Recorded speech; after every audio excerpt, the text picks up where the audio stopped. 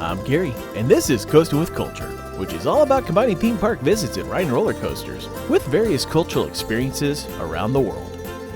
Previously, we made our stop at Gardaland, enjoying several coasters and some quality dark rides, then took a break for a stroll through the nearby town of Peschiera del Garda before closing out the park. Next, we visit the other Lake Garda area theme park, which has some unique attractions, including one you'd never find in an American theme park, then continue our drive through Italy with a brief coaster stop at a really nice indoor park, managed by a popular ride manufacturer, and then arrive to the coastal town that'd be our base for the next few days, which offered some nearby Funfairs to visit.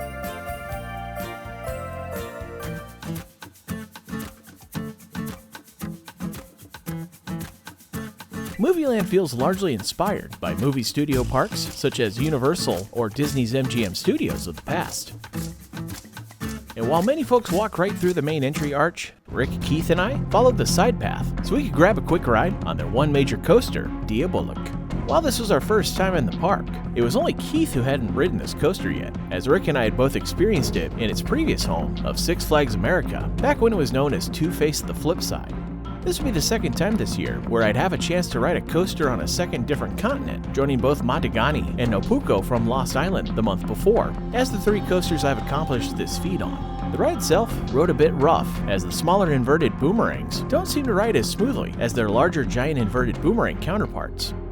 After the reunion ride, we went to one of the park's newest attractions, Pangea, which is an outdoor off-road ride that feels like an animal safari, but with dinosaurs instead. And one very big difference, the vehicles are driven by park guests. That's right, it's not driven by an employee as most of these kinds of attractions are. You get to take the wheel. Granted, the vehicles are governed to maintain a low speed, but the ride does have quite a few bumps in the road, making it far more of an adventure than the leisurely car rides you see more frequently.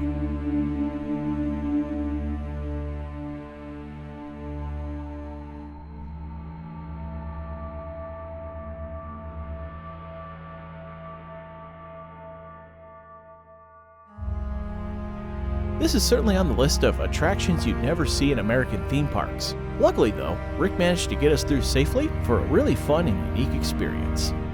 After enjoying the two side rides, we went ahead into the main part of the park for the rest of our time. One attraction that really sparked my curiosity was U-571, based on the film about Allied soldiers sneaking onto a German submarine.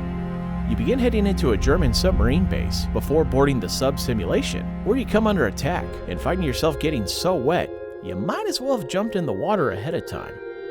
From there, we went to the part of the park that felt inspired by the old Flintstones cartoons, which featured both the incredibly shameless Bronto Ring powered coaster and Troncosaurus, a very compact log flume that crosses over itself on multiple occasions, making for a few potential cross-splashing moments during your ride.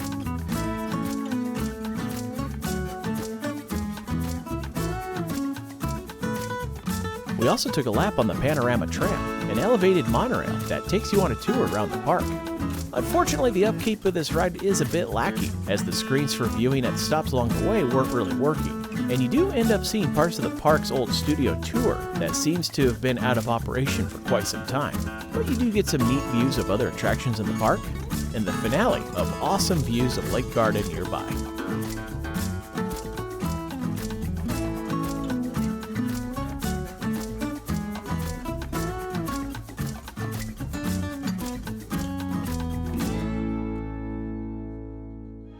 One of the park's best highlights is their well-themed year-round haunt maze, the Holmes Hotel. Based on the first American serial killer, Henry Howard Holmes, who had committed over 100 murders and used his previous training as a doctor to dissect his victims, with many of them occurring during the time of the Chicago World's Fair of 1893. The pre-show and final part of the queue felt like it was on par with Disney's Tower of Terror hotel theming, and even had some ghostly teasers for the experience that was to come. I certainly enjoy a good haunted maze and love when parks offer year-round ones like this. The last ride of our visit was the Hollywood Tower, an incredibly rare Intamin first-generation drop tower that some argue should count as a coaster. I did find it amusing how they decided to make it into a sort of discount Tower of Terror, since it lacks any real theming outside of the collapsing sign before you drop. But even still, I always get a kick out of these older tower rides because of the unique experience they offer from newer drop towers. And it was neat to have ridden one of the remaining 4 in operation around the world. It's no Universal Studios, but Movieland was certainly a fun way to kick off the day, and I would love to come back for their water park as I've seen several videos of their crazy airtime water slide. But for now, we had another stop to make on the way to Rimini by way of Bologna, which is well known for their food, and FICO World Italy was built as a sort of culinary theme park to showcase various ways food is made through factory tours and demonstrations, and with a marketplace for you to purchase the goods you need to make your own dishes. While most of the facility was closed, the attraction that drew us here was open, and that was the small indoor theme park, Luna Farm. This park was designed and is managed by the Italian ride manufacturer Zamperla and could serve as a sort of operating catalog for many of their family rides, including their own version of a figure-8 spinning coaster. While the experience is very similar to the SBF Visa-made rides, the cars are significantly more comfortable on this version, as they aren't molded in a way that makes it harder to fit a larger backside into the seat. Along with the coaster, we took a lap on their elevated tram ride, made to look like a chicken, which not only gives you an overview of the park, but also takes you out of the park and over toward the FICO marketplace.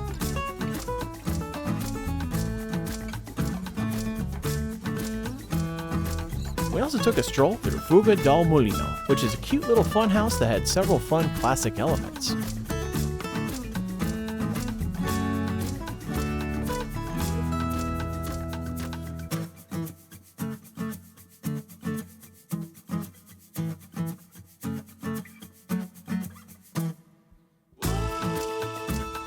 It's neat to see Zamperla create and operate a park like this, and I'd love to see more of them, especially if they started making bigger parks that included some of their larger ride models. Where would you like to see such a park open up? Share your thoughts in the comments section about a place you think would be a great location for such a park. While families with younger kids may want to stick around longer, we went ahead and made our way over to Rimini. This popular coastal city on the shore of the Adriatic Sea would serve as our base for the next few nights, staying in a nice boutique hotel called Cobalto, which offered an incredibly convenient location for the beach across the street.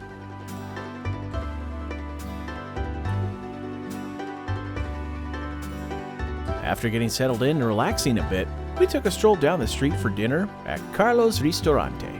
Admittedly, I'm not a huge seafood fan, which was this place's specialty, but I did find their Bolognese-style lasagna with the spinach-made pasta to be quite tasty. After dinner, we took a ride down the coast into the town of Riccione for a visit to Luna Park Riccione, a summer fun fair that comes to this location each year with a number of traveling carnival rides from various operators. And many of these rides fit the Never in America category because of their lack of a barrier from observers.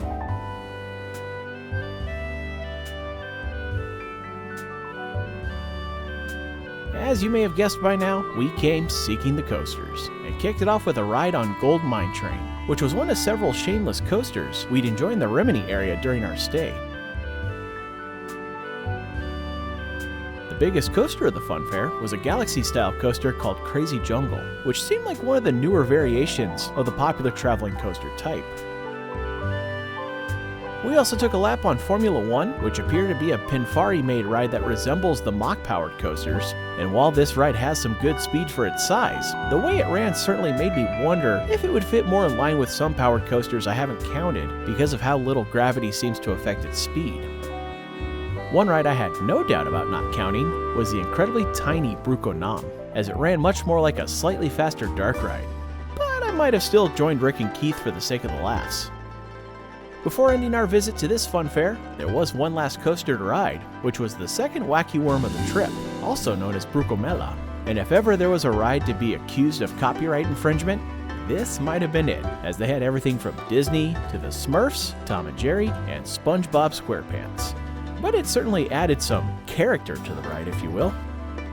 While our visit to Luna Park Riccione was done, that wasn't the end of seeking fun fairs for the night. We drove further along the coast into Misano Adriatico as we found some other possible fun fairs to visit. The first one we found, called Paperopoli, was quite small, and the only thing that seemed to resemble a coaster was more like an elevated train, and not really worth riding. So we took a stroll along the promenade of town, which was quite the popular destination in the evening, and led to the location of another fun fair. This one was split in 2 sections, and as luck would have it, the back section had yet another wacky worm to ride, which also used well-known cartoon characters, but at least the use of insects felt a little bit more fitting. Having multiple laps on a wacky worm is far from unusual, but this one kicks the final lap up a notch and turns into a party with fog and special lighting. Definitely not your typical wacky worm experience. It was another great day of seeking coasters in Italy, getting to kick off at Movieland and its studio park inspired attractions, along with one of the most unique self-driving theme park experiences around. I also enjoyed getting to visit the Zamperla designed and managed Luna Farm indoor theme park and seeking out various rides at Funfairs along the Adriatic coast. And I'd greatly appreciate that we'd be in the same hotel for a few days, especially as we dive into one of the most anticipated stops of the trip and a few more Funfairs. Thank you for watching this video from Coasting with Culture. If you enjoyed it, please give it a thumbs up and click on the subscribe button to see future videos here on YouTube, like these ones which you may enjoy as well.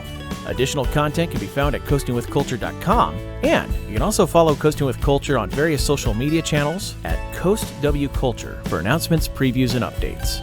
Thanks again for watching, and until next time, take care and safe travels.